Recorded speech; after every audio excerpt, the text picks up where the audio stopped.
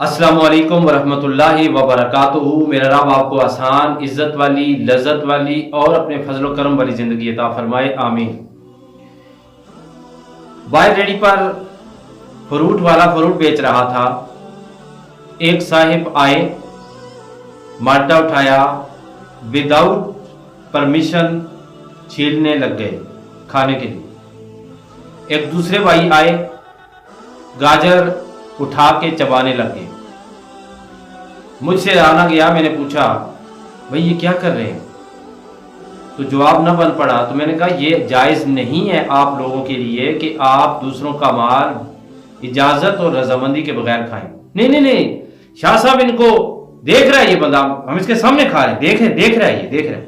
पार सामने से एक बंदा आया, उसने जनाब खीरा उठाया, वो चलता बना। यानी हमारी कौम कब ठीक होगी? हदीसें सुने दो, फिर मैं अर्ज गुजार होता हूँ।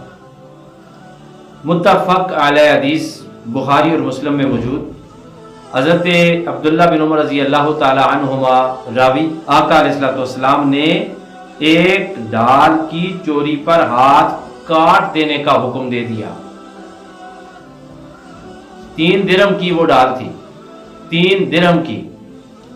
दूसरी हदीस सुने, ये मौजूद है मुस्नद इमाम अहमद में, और दूसरी किताब का नाम है सही इब्न हब्बान, इसमें भी मौजूद है।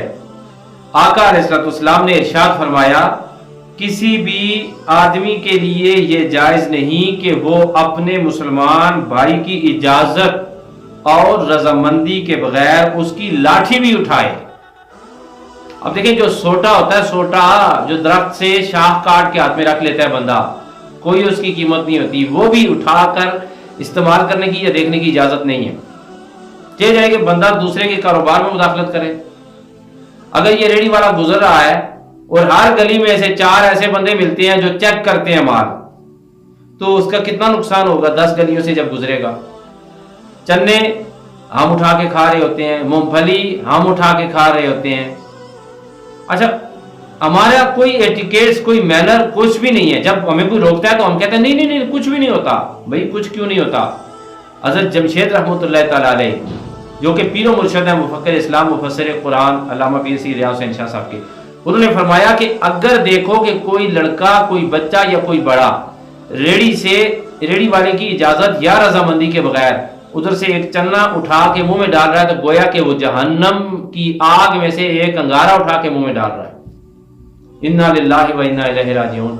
ऐ अल्लाह हमारी कौम को दूसरों के माल पर नाजायज तसर्रुफ से महफूज फरमा, आमीन।